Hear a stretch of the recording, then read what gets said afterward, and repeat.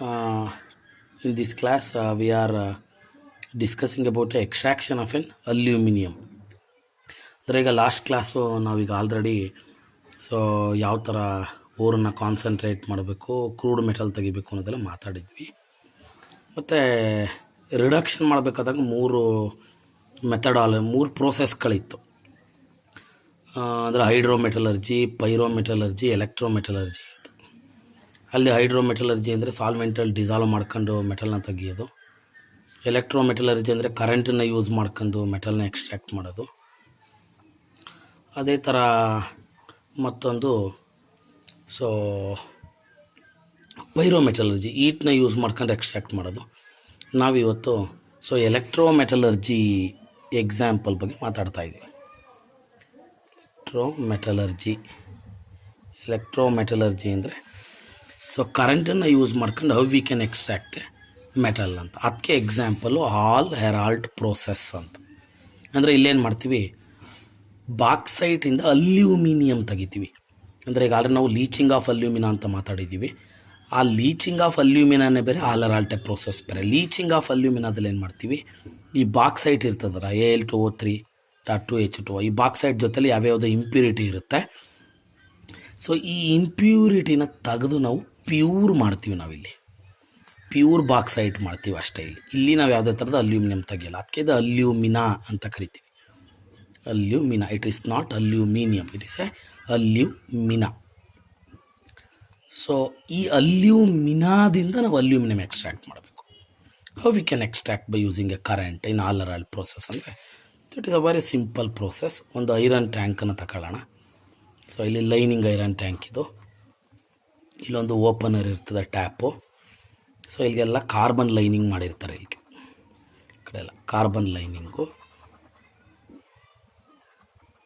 ಮತ್ತು ಇದರೊಳಗಡೆಗೆ carbon ರಾಡ್ಗಳನ್ನ dip ಮಾಡ್ಕೊಂಡಿರ್ತಾರೆ. ಇವೆಲ್ಲ ಕಾರ್ಬನ್ ರಾಡ್ಗಳು. These are the carbon rods. ನಾನು ಒಂದು 3 ಬರೆದಿರ್ತೀನಿ, ನೀವು ಬೇಕಾದ್ರೆ. ಇವೆರಡನ್ನು ಬ್ಯಾಟ್ರಿ ಕನೆಕ್ಟ್ ಮಾಡಿರ್ತಾರೆ. ಇದು ಕಾರ್ಬನ್ ಲೈನಿಂಗು. ಈ ಕಾರ್ಬನ್ ಲೈನಿಂಗ್ ಇದೇನಾಗಿ ಆ್ಯಕ್ಟ್ ಮಾಡ್ತದೆ, that acts as N anode. It acts as N anode and it acts as an cathode, negative charge. It acts as an anode, positive charge. They are connected to battery. ಈಗ ನಾವೀಗ already concentrated alumina ಇರ್ತದಲ್ಲ, this concentrated alumina is dissolved in cryolite. Concentrated ಅಲ್ಯೂಮಿನಾನ dissolved in ಕ್ರಯೋಲೈಟ್.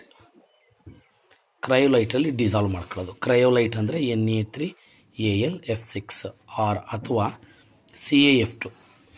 ಫ್ಲೂರೋಸ್ಪಾರ್ ಅಂತಲೂ ಕರಿತೀವಿ ಇದನ್ನು, ಅಥವಾ calcium ಡೈಫ್ಲೋರೈಡ್ ಆದರೂ ನೀವೇನು ಮಾಡ್ಕೊಳ್ಳಿ, ಡಿಸಾಲ್ವ್ ಮಾಡ್ಕೊಂಡು we are filled to an iron tank. Filled in iron tank. Iron ಟ್ಯಾಂಕ್ಗೆಲ್ಲ ಏನು ಮಾಡ್ಕೊಳ್ಳೋಣ, ಫಿಲ್ ಮಾಡ್ಕೊಳ್ಳೋಣ. ನೆಕ್ಸ್ಟ್ ಸೀಲ್ ಡೌನ್ ಆಗುತ್ತೆ. ಈಗ ಏನು ಮಾಡಿದ್ದೀವಿ ನಾವು, ಕಾನ್ಸಂಟ್ರೇಟೆಡ್ ಅಲ್ಯೂಮಿನಾ ಬಂದಿತ್ತಲ್ಲ, ಕಾನ್ಸಂಟ್ರೇಟೆಡ್ ಅಲ್ಯೂಮಿನಾನ ನಾವೇನು ಮಾಡಿದ್ದೀವಿ, ಕ್ರಯೋಲೈಟಲ್ಲಿ ಡಿಸಾಲ್ವ್ ಮಾಡ್ಕೊಂಡು ಅದನ್ನು ಎಲ್ಲಿ ತುಂಬಿದ್ದೀವಿ, ಐರನ್ ಟ್ಯಾಂಕ್ಗೆ ನಾವು ಆಲ್ರೆಡಿ ತುಂಬ್ಕೊಂಡಿದ್ದೀವಿ. ಅಥವಾ ಈ ಕ್ರಯೋಲೈಟ್ ಅಂದರೆ Na3Al(F6) ಅಥವಾ ಕ್ಯಾಲ್ಸಿಯಂ ಡೈಫ್ಲೋರೈಡು. ಯಾಕೆ ಈ ಕ್ರಯೋಲೈಟನ್ನೇ ನಾವು ಯೂಸ್ ಮಾಡಬೇಕು ಅಂತ ಕ್ವಶನ್ ಬರುತ್ತೆ. It's very simple.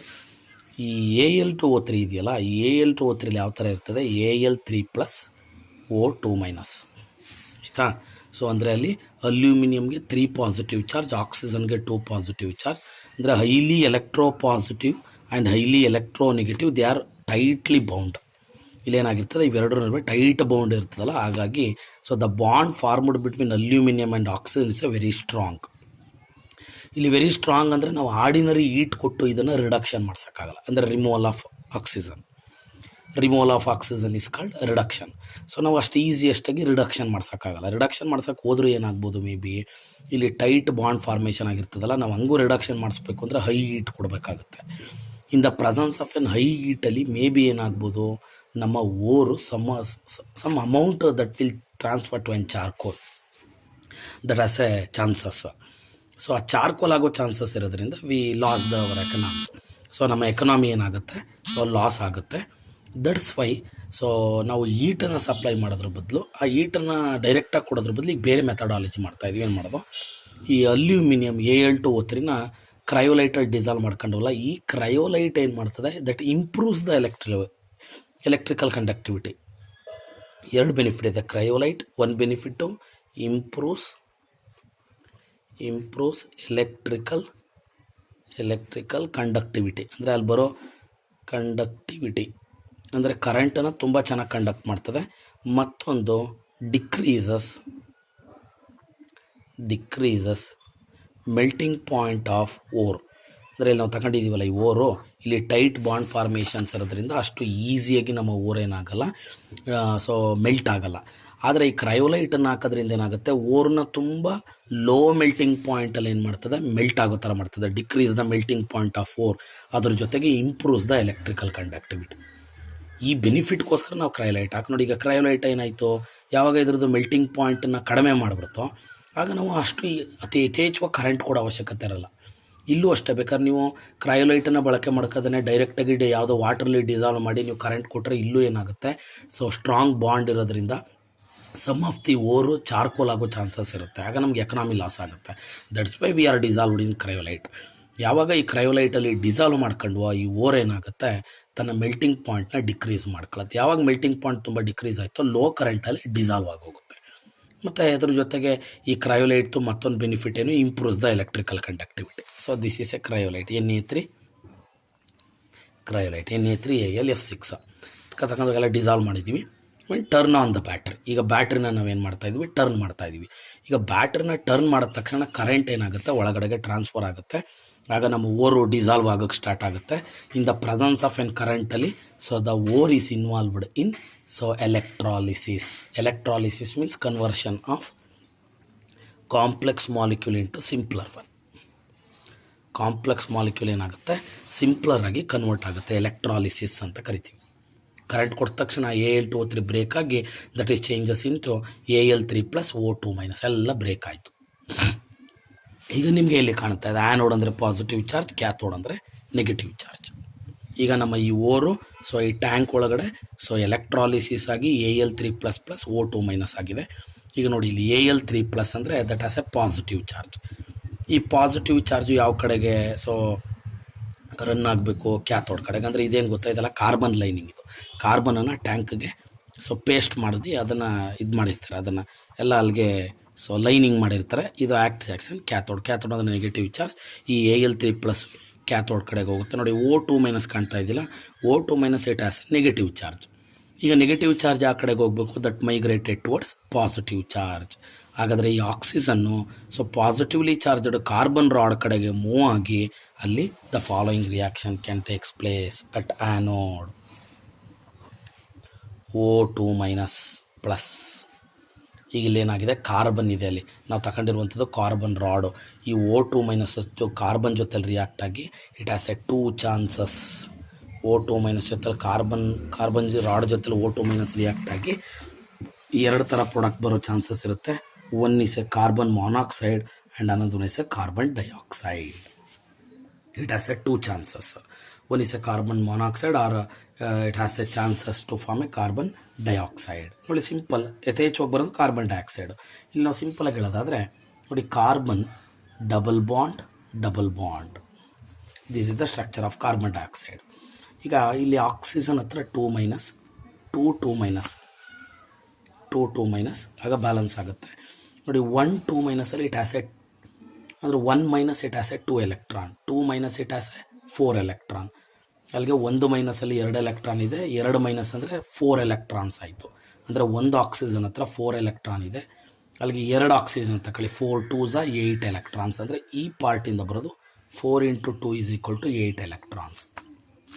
ಇಲ್ಲಿ ಕಾರ್ಬನ್ ಹತ್ರ 4 ಎಲೆಕ್ಟ್ರಾನ್ಸ್ ಇದೆ. ಇಲ್ಲಿ ನೀವೇ ಸಿಂಪಲಾಗಿ ಲಾಜಿಕ್ ನೋಡಿ, ಕಾರ್ಬನ್ನು ಸೊ 4 ಕೋವಲೆಂಟ್ ಬಾಂಡ್ ಮಾಡಿದೆ ಅಂದರೆ ಕಾರ್ಬನ್ ಕಡೆಯಿಂದ 4 ಎಲೆಕ್ಟ್ರಾನು, ಆಕ್ಸಿಜನ್ ಈ ಆಕ್ಸಿಜನಿಂದ 2, ಈ ಆಕ್ಸಿಜನಿಂದ 2 ಎಲೆಕ್ಟ್ರಾನ್ದು.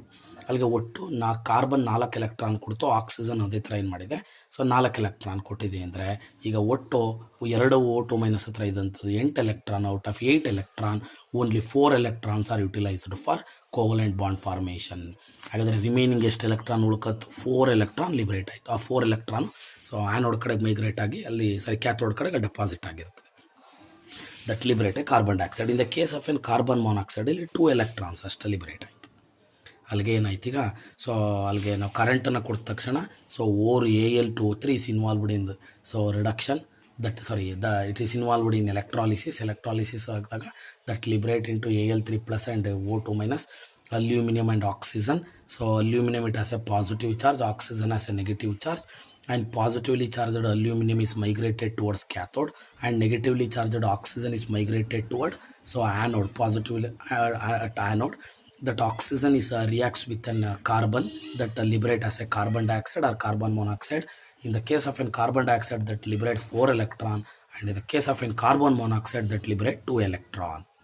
Like oxygen liberate agoytu. Next part is an aluminum. So aluminum is migrated at an cathode. That is a simple reaction. Al3 plus cathode it has a negative charge, so that accept 3 electron, then it changes into aluminum change ಆಯಿತು.